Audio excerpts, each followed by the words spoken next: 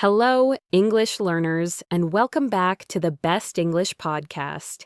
I'm your host, Sophia, and I'm absolutely thrilled to have you join me today. It's a beautiful day, and the air just hums with the promise of new learning. Are you ready to truly step up your English, to move past the basics, and start speaking with a level of clarity, accuracy, and natural flow that really makes an impression? Well, you've definitely come to the right place. Today, we're going to uncover the secrets to mastering important grammar points, changing the way you communicate, and helping you speak with a confidence you might not have thought possible. This episode isn't just about rules. It's full of clear, real-life stories and simple practice exercises designed to help you easily handle any conversation. We're going to look closely at some grammar points that might seem a bit tricky at first, but are super useful and common in everyday talks. Whether you're just chatting with friends over coffee, writing an important email for work, or even giving a clear presentation. My main goal today is to make these ideas so simple, so practical, and so easy to relate to that you'll feel ready to start using them right away, almost as if you've always known them. Get ready for a rich, deep, and really engaging listening time as we learn together.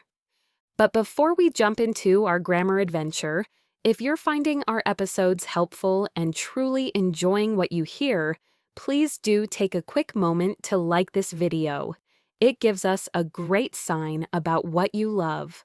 Also, leave us a comment below. We absolutely love hearing from you and reading your thoughts. And of course, don't forget to subscribe to the Best English Podcast channel. Your support truly helps us and lets us reach more amazing learners just like you. So thank you from the bottom of my heart. Now, let's get started on our path to better English. All right, let's jump right into our first grammar area, which takes us beyond the basic if-then sentences you probably already know. You're likely familiar with the first conditional, the if it rains, I will stay home type, which talks about real possibilities now or in the future. And maybe you've also gotten good at the second conditional, like, if I won the lottery, I would buy a house, which talks about things that are not real or unlikely to happen now or in the future. But here's where it gets exciting and really expressive. What if you want to talk about things that didn't happen in the past and how things would have been different because of that? This is where the third conditional becomes super useful. It's a great way to talk about regrets, to guess about different past situations, or just to imagine those what-if moments. This structure is all about looking back at something that already happened, understanding that it did happen, and then thinking about how things could have changed if only something else had taken place. It's a key part of natural English conversation, letting you share complex ideas about cause and effect in the past. The main pattern for the third conditional is always. If plus past perfect, which is had, plus the past form of the verb, then plus would have plus past participle. It might sound a bit technical, but in real use, it flows quite easily once you practice it, almost like it's second nature. Let's show this with some clear, detailed, real-life stories, because that's the very best way to truly get and remember this idea.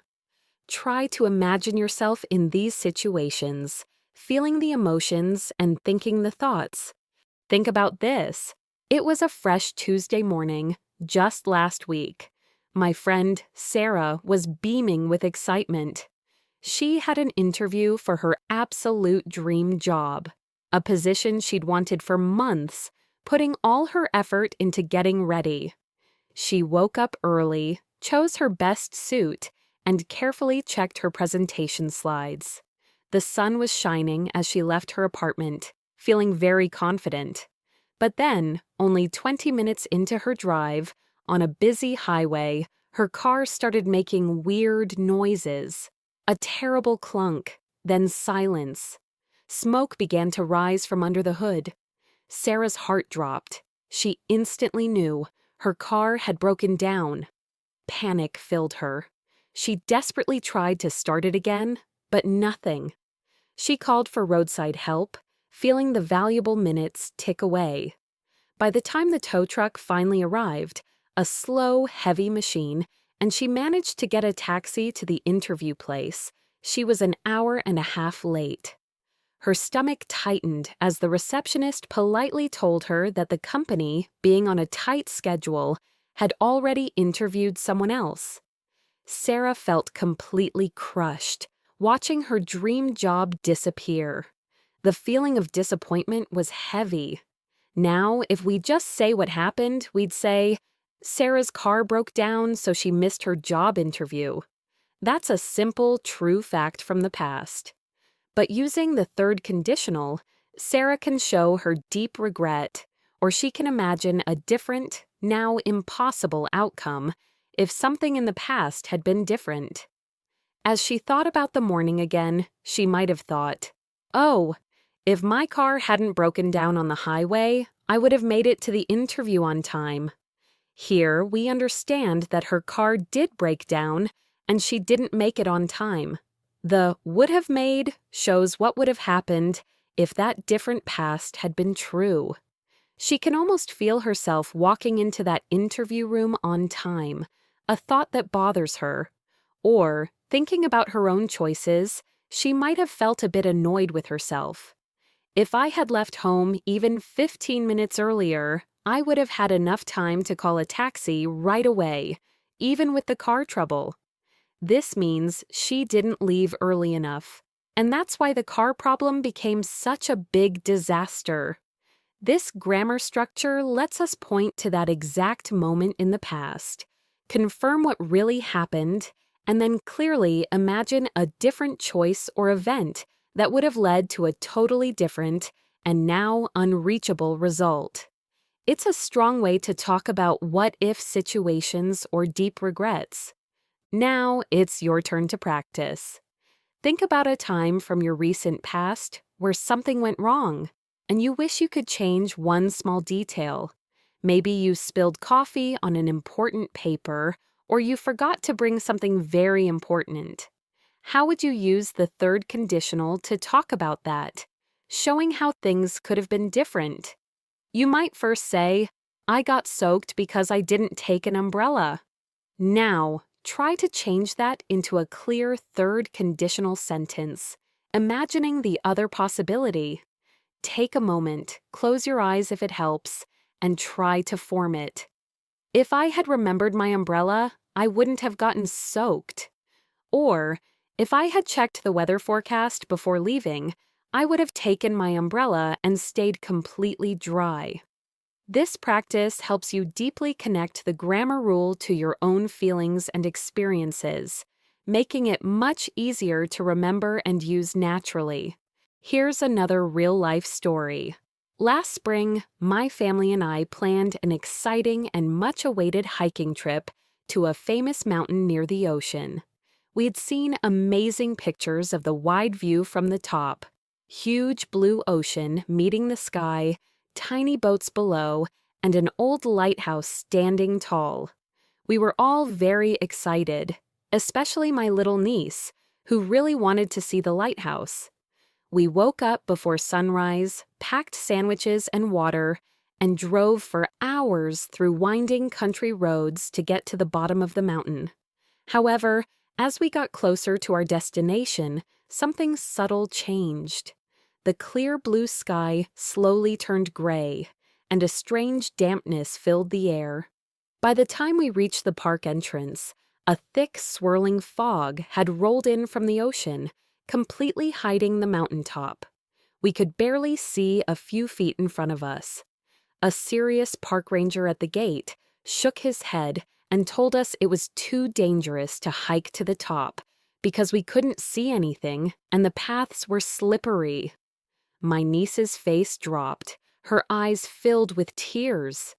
We had to turn back, quite disappointed that we missed the famous view we had traveled so far to see. It felt like a wasted trip, a beautiful dream disappearing into the fog. Simply stating the fact. The weather was bad, so we didn't visit the lighthouse. But using the third conditional, we can think about that missed chance and imagine what it would have been like, perhaps with a sigh of regret.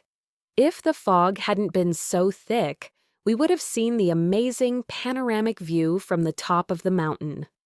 This means the fog was thick, so we didn't see the view. The picture of that view, now gone, still stays in our minds. Or, thinking about how we planned, a slight feeling of blame towards ourselves. If we had checked the local mountain weather more carefully before leaving, we would have known not to plan our hike for that particular stormy day. This grammar point truly allows you to talk about past events and their connections in a very smart way, expressing a lot of meaning, including regret, in one smooth sentence. It shows a higher level of speaking and thinking in English. Keep practicing it, remembering these if-only moments, and you'll find it super useful for expressing detailed ideas about the past. Our second important grammar point for today focuses on reported speech, also known as indirect speech. This is a truly key skill because we use it all the time in our daily lives when we need to tell someone what another person said, thought, or even asked without using their exact words. You're likely familiar with the basics, like changing a direct quote such as, "I am hungry" to, "He said he was hungry."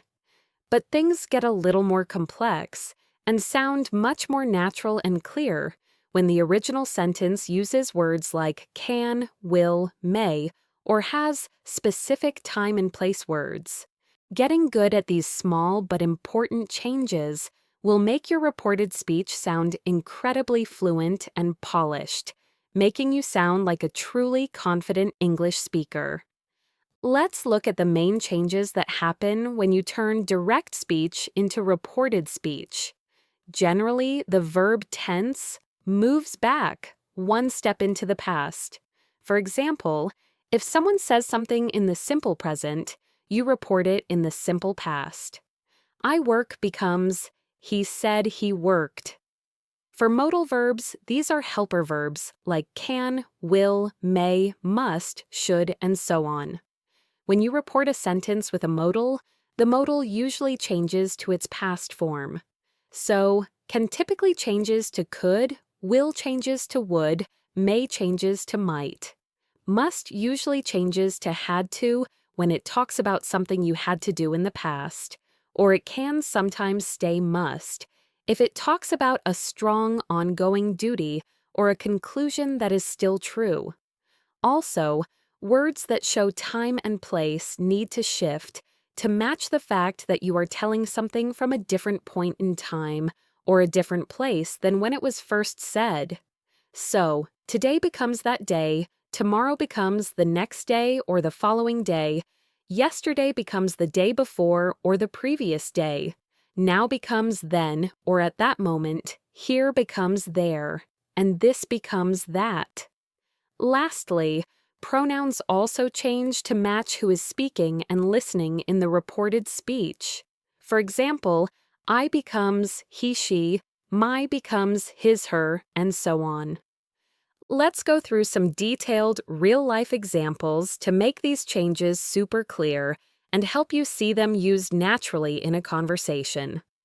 Here's a scenario. It was a busy Monday morning at the office. My colleague, Liam, hurried to my desk, looking a bit worried and his forehead creased.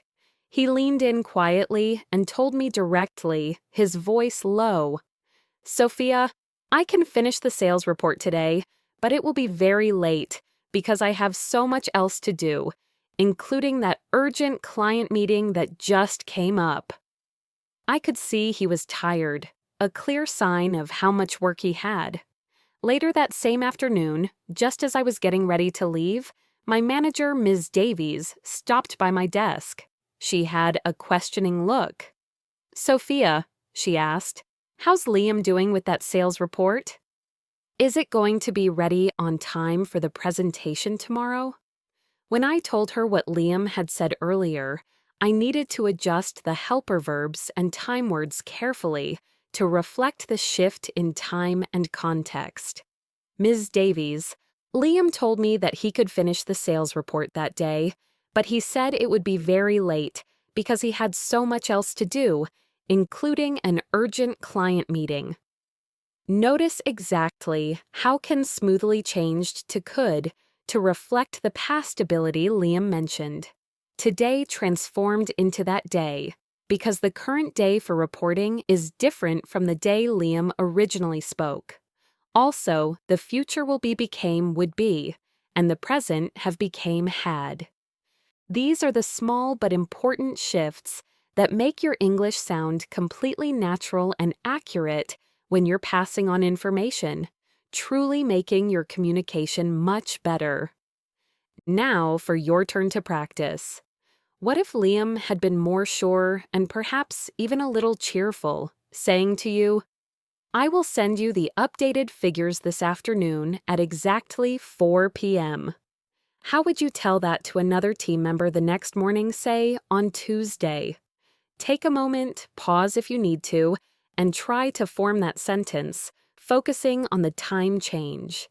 You would say, Liam said he would send me the updated figures that afternoon at 4 p.m. Consider this situation. Last Friday evening, you were having a relaxed chat over video call with your friend, Sarah. Sarah seemed a bit unsure about her plans, and she told you directly, her voice thoughtful. I might visit the new, highly anticipated art exhibition this weekend if I have enough time and energy after my chores. I've heard wonderful things about it. You could almost hear her thinking about her choices and her excitement for the art. Now it's Monday morning. You're at work, grabbing coffee, and another friend you both know, David, walks up. "Hey," David asks, sounding curious. "Did Sarah go to that new art exhibition?" "I was thinking of going too." You need to tell him what Sarah said on Friday. You would report, "Sarah said that she might visit the new art exhibition that weekend if she had time and energy after her chores." Here, might often stays might because it already shows a possibility and the chance hasn't changed, but this weekend correctly becomes that weekend because the weekend has now passed. The verb have also changes to had. Now for your turn to practice. What if Sarah had told you with a strong feeling that she had to do it? "I must finish my large painting project by Sunday evening, no matter what. It's due first thing Monday." How would you tell that to David on Monday morning? Try. Sarah said she had to finish her large painting project by Sunday evening. Here, must clearly became had to show the past duty she felt. These steady changes are super important for reported speech to sound natural. It's not just about changing the main verb's tense, it's also about changing the modal verbs, pronouns, and time and place words to match the new situation of reporting. It takes careful practice and a good ear, but it makes a huge difference in how smoothly you speak and how clearly and accurately you share information in English. For your final practice on reported speech, try to report these sentences you might hear in everyday life, imagining you're reporting them a day or so later to a different person. First, your boss said yesterday morning, quite firmly, "You should send that important client email immediately to avoid any delays." Second, your neighbor told you last night, looking sorry, "I can't help you move furniture right now because I have a sudden, urgent family emergency." Think carefully about how the modals, time words, and possibly pronouns would change when you report them today. This kind of mental exercise is incredibly powerful for making these rules a natural part of your English. Our third and final grammar area for today focuses on using phrasal verbs naturally. Phrasal verbs are a huge and unavoidable part of the English language, especially in daily talks. They are combinations of a main verb and a small word, like a preposition or an adverb, or sometimes even both. Think of examples like take off, turn down, give up, get along with, break down, call off, put on, pick up, and many more. The biggest challenge with phrasal verbs for learners is that their meaning isn't always clear from the separate words. For instance, look up means to find information, not to actually look towards the ceiling. However, consistently understanding and using them will make your English sound incredibly natural, smooth, and much more like a native speaker. They are truly the backbone of everyday conversation, used by native speakers without even thinking about them as separate grammar points. Let's focus on a few more very common and super useful phrasal verbs that often show up in daily life, and we'll see exactly how they work in real situations with clear stories. First up is deal with, which means to handle, manage, or cope with a situation, a problem, or even a person. This phrasal verb is used all the time to talk about handling duties, tough or unpleasant situations, or even challenging people. It means finding a way to fix, manage, or understand something. A story of unexpected office problems and Maria's calmness. My colleague, Maria, was having a crazy Tuesday. She was deep into planning an important product launch, carefully checking spreadsheets and marketing materials. Suddenly, an urgent email landed in her inbox from a big client, explaining an unexpected technical problem with a product they were using. The problem was causing big issues for their work, and the client was clearly upset. Their tone in the email almost felt strong. Just as Maria started writing a reply, her phone rang. It was her boss, calling to give even more surprising news: a sudden, unexpected budget cut for the upcoming launch plan. Maria felt a wave of intense stress wash over her, a knot tightening in her stomach. She took a deep breath, knowing she had to set priorities and effectively manage these many new problems calmly. This is where deal with comes in. Maria had to deal with a lot of unexpected and stressful problems on her new product launch yesterday, which made her incredibly stressed and required her full attention. Here, deal with clearly means that she had to manage, handle, and fix these multiple complex problems. It's a very active and common verb choice. It's also used for people. It's sometimes difficult to deal with very demanding customers, but it's a key part of the job in customer service. Or for feelings, I'm learning to deal with my stress through meditation and a good book. Now for your turn to practice. What's something you had to handle or manage recently at work, at home, or perhaps with a friend or a tough situation? Try to use deal with in a clear sentence. For example, if you say, I had to handle a complaint from a very angry customer at the restaurant. Now, try saying it using the phrasal verb, adding a little more detail. I had to deal with a very angry customer complaint at the restaurant this morning, and it took almost 20 minutes to solve the problem calmly. Or, it's truly difficult to deal with this extreme heat wave when you're trying to work outdoors. Next up is come up with, which means to think of, invent, or create an idea, plan, or solution, often after some thought or effort. This phrasal verb is super useful when talking about being creative, solving problems, brainstorming sessions, or suggesting new ideas. It means a process of thinking hard that leads to a new, original idea or answer.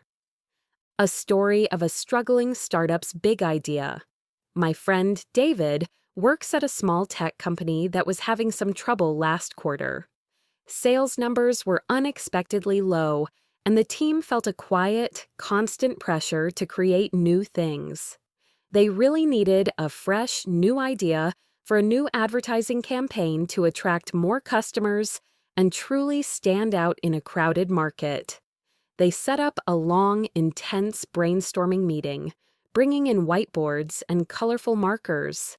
Everyone gathered around, trying hard to think of something truly creative and strong. The air in the room was thick with excitement, and the light smell of dry erase markers as ideas were shared, some brilliant, some quickly put aside. They spent hours drinking coffee until finally a small idea sparked. This is where come up with fits perfectly. Our marketing team really needs to come up with a truly creative and strong new advertising strategy by the end of the week if we want to get better sales and save the quarter. It means thinking hard, working together, and inventing something new that didn't exist before. It suggests a process of creating and being clever. Another very common use: my younger brother, who's still in school, always comes up with the most imaginative stories for his creative writing projects. He has a fantastic and endless imagination. Or, we need to quickly come up with a good solution for the unexpected power cut before the food in the refrigerator spoils. Time is running out. Now for your turn to practice. Can you think of a time you needed to invent an idea, a solution to a problem, or maybe even a smart excuse for something? Use come up with in a clear sentence. For example, if you say, I need to find a solution for my broken laptop before my online class tomorrow. Now, try saying it using the phrasal verb, adding more context.